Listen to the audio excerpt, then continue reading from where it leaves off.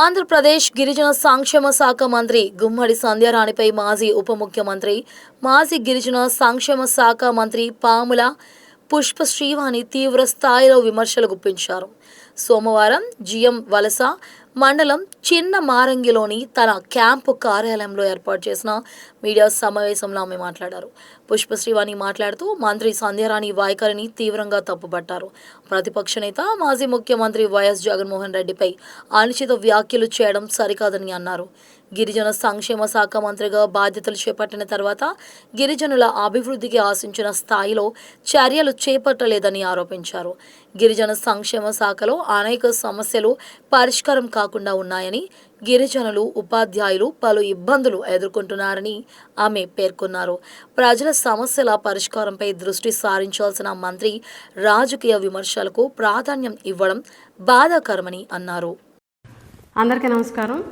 ఆంధ్రప్రదేశ్ రాష్ట్ర గిరిజన సంక్షేమ శాఖ మంత్రి గుమ్మడి సంధ్యారాణి గారు నిన్న వినుకొండలో ట్రైబల్ వెల్ఫేర్ రెసిడెన్షియల్ స్కూల్ ప్రారంభోత్సవ కార్యక్రమంలో భాగంగా ఆమె కొన్ని వ్యాఖ్యలు చేయడం జరిగింది.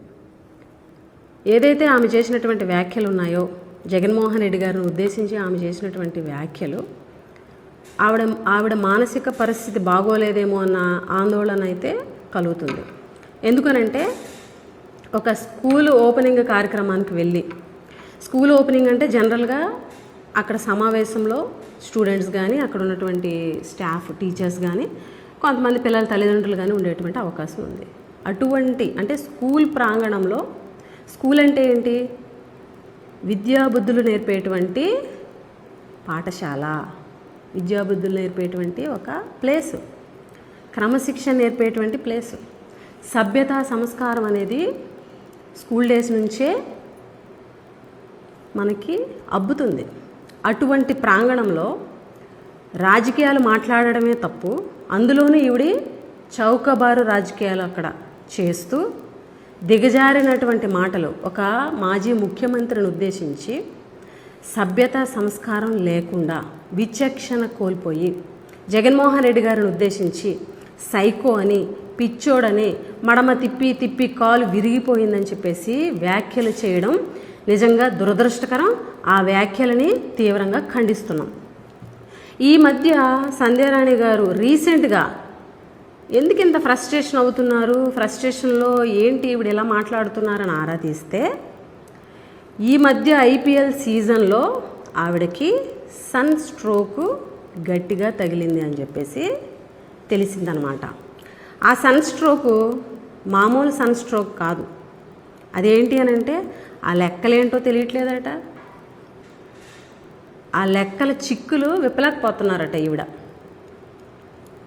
అది ఎన్ని కోట్లు ఉంటుందో కూడా తెలియదట. 15 కోట్లు 17 కోట్లు ఎంతో అని చెప్పుకునేటువంటి పరిస్థితి ఉంది. సో ఆ ఫ్రస్ట్రేషన్లో ఇలా మాట్లాడుతున్నారు అని చెప్పేసి వినికిడి. అలాగే మోదకొండ అమ్మవారి పండగ సందర్భంగా వీళ్ళు చేసినటువంటి రాజకీయం ప్రతి ఒక్కళ్ళు కూడా చూశారు. ఆ రోజు ఒక మీటింగ్ సందర్భంగా ఒక పెద్ద ఆవిడ కూడా మంత్రి గారిని ఉద్దేశించి పండగ పట్ల, అమ్మవారి పండగ పట్ల ఇలా రాజకీయం చేయడం తగదు, ఆ పాపం తగులుతుంది అని కూడా ఆ రోజు ఆవిడ చెప్పడం జరిగింది. ఆ తర్వాత జరిగినటువంటి కొన్ని పరిణామాలు చూస్తే కర్మ అనేది చాలా టైం పట్టట్లే, వెంటనే రిటర్న్ ఇస్తుంది. మోదకొండమ్మ అమ్మవారి పండగ రోజే తిరిగి వస్తుండగా ఒక పెను ప్రమాదం నుంచి మీరు బయటపడ్డారు అని చెప్పేసి అక్కడ చెప్పుకుంటున్నారు. అదేంటో మంత్రి గారికి తెలియాలి. అలాగే ఈ ఐపీఎల్ సీజన్లో సన్ స్ట్రోక్ చాలా పెద్ద స్ట్రోక్. ఈ ఫ్రస్ట్రేషన్లోనే మీ మానసిక పరిస్థితి దెబ్బతింది అని మాకైతే అనిపిస్తుంది. మీరు చేసినటువంటి వ్యాఖ్యలు ఏవైతే ఉన్నాయో, మాట తప్పడు, మడమ తిప్పురని, మడమ తిప్పి తిప్పి కాలు విరిగిపోయింది జగన్మోహన్ రెడ్డికి అని చెప్పేసి మీరు మాట్లాడుతున్నారు. ఈరోజు సైకోలు అని మాట్లాడుతున్నారు మీరు. అలాగే పిచ్చోడు అని అంటున్నారు మీరు. ఏదైతే 10 ఏళ్ళు ఉమ్మడి రాజధానిగా ఉన్నటువంటి హైదరాబాద్ని వదిలేసి వచ్చేసినటువంటి సైకోలు ఎవరు? అలాగే 2 లక్షల కోట్ల ఆంధ్రప్రదేశ్ ఆస్తులు వదిలేసి రాత్రికి రాత్రి అమరావతికి వచ్చేసినటువంటి పిచ్చోళ్ళు ఎవరు? అమరావతిలో జరిగేటువంటి అవినీతిని ప్రశ్నిస్తే డైవర్షన్ పాలిటిక్స్లో భాగంగా దిగుతారు మీరంతా. మీరు చేసే అవినీతి ఎవరు గమనించట్లేదని అనుకుంటున్నారా? అసలు వాస్తవానికి మాట తప్పడం, మడమ తిప్పడం అనేటువంటి వ్యాఖ్యలు మీకు మీ నాయకులకే సరిపోతాయి. ఎందుకనంటే ఆడబిడ్డ నిధి నుంచి నిరుద్యోగ భృతి వరకు మాట తప్పి మడమ తిప్పి మీ కాళ్ళే కాదు మీ ఒళ్ళు కూడా వంగిపోయినటువంటి పరిస్థితి మీది కాదా?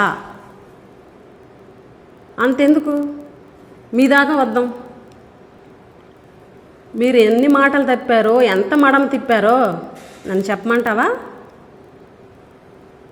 ఏదైతే మొదటి సంతకం మీరు సంతకం పెట్టి పెట్టి పెట్టి కాగితాలు చిరిగిపోయా కానీ మీరు పెట్టిన సంతకం అమలు కాలేదన్న విషయాన్ని మర్చిపోవద్దు. అలాగే గిరిజనులకి మీరు ఇచ్చినటువంటి హామీలు ఏవైతే ఉన్నాయో, ఎలక్షన్ ముందు ఇచ్చినటువంటి హామీలు, జీవో నెంబర్ 3 కావచ్చు, ఏఎన్ఎంలు రిక్రూట్ చేస్తా ఉన్నది కావచ్చు, అలాగే గురుకులాల్లో ఉన్నటువంటి అవుట్సోర్సింగ్ టీచర్లకి ఉద్యోగ భద్రత కల్పిస్తాము, ఇలాంటి ఎన్నో హామీలు మీరు ఇచ్చారే.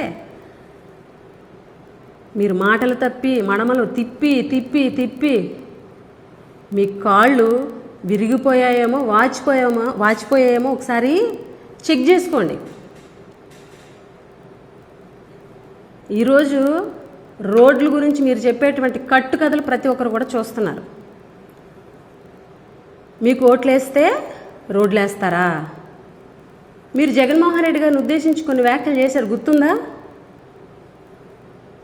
మీ అబ్బ సొమ్మిస్తున్నారా, మీ ఇంట్లో సొమ్మిస్తున్నారా అని అడిగారు కదా. ఈరోజు మేము అడుగుతున్నాం, మీ సొమ్మిస్తున్నారా లేకపోతే మీ కుటుంబ సభ్యులు సొమ్మిస్తున్నారా? ఎవడి కోసం రోడ్లేరు? ప్రభుత్వం అనుకుంటున్నారా, ప్రైవేట్ ప్రాపర్టీ అనుకుంటున్నారా? ఏమనుకుంటున్నారు మీరు? అసలు మీ నియోజకవర్గంలో ఉన్నటువంటి రోడ్లు ఎప్పుడైనా చూసావా? ఈరోజు ప్రజలు ఎన్ని ఇబ్బందులు పడుతున్నారో చూస్తున్నావా? డోలీ వ్యవస్థలన్నీ మీ కాన్స్టిట్యున్సీయే. రోడ్లు అస్తవ్యస్తంగా ఉన్నది మీ కాన్స్టిట్యున్సీలోనే. ఈ జిల్లా మంత్రి అయ్యి ఉండి ఇక్కడ ఉన్నటువంటి ట్రైబల్ వెల్ఫేర్ స్కూల్స్ పరిస్థితి అసలు ఎప్పుడైనా అబ్జర్వ్ చేసినటువంటి పరిస్థితి ఉందా? పిల్లలు పిట్టల్లా రాలిపోతుంటే పట్టించుకున్నటువంటి సిచ్యువేషన్ ఉందా? 2 పిల్లలు చనిపోతే ప్రభుత్వం నుంచి ఎక్స్గ్రేషియా తీసుకురాలి అనేటువంటి అధ్వాన స్థితిలో మీరున్నారు. అలాగే ఏకలవ్య మోడల్ రెసిడెన్షియల్ స్కూల్లో ఒక పాప, ఒక మైనర్ బాలిక గర్భవతి అయ్యి 7 నెలల పాటు హాస్టల్లోనే ఉంటే కనీసం ఎవ్వరూ కూడా అబ్జర్వ్ చేయలే. మీరేమో ప్రెస్ ముందుకు వచ్చి స్టేట్మెంట్లు ఇస్తారు. ఏమని? నెల విద్యార్థులకి మేము చెకప్లు చేసేస్తున్నాం, హెల్త్ చెకప్లు చేసేస్తున్నాం. 7 నెలల పాటు ఒక విద్యార్థిని గర్భిణీతో ఉంటే ఆ హెల్త్ చెకప్స్లో ఎందుకు బయటపడలేదు అంటే మీరు హెల్త్ చెకప్స్ ఎవ్రీ మంత్ చేస్తున్నామన్నది చెప్పింది పచ్చి అబద్ధం. మీ మంత్రి టైం అంతా అబద్ధాలతో వెళ్ళిపోద్ది.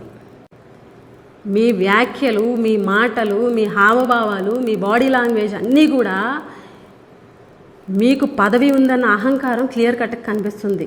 ప్రతి సామాన్యుడికి కనిపిస్తుంది.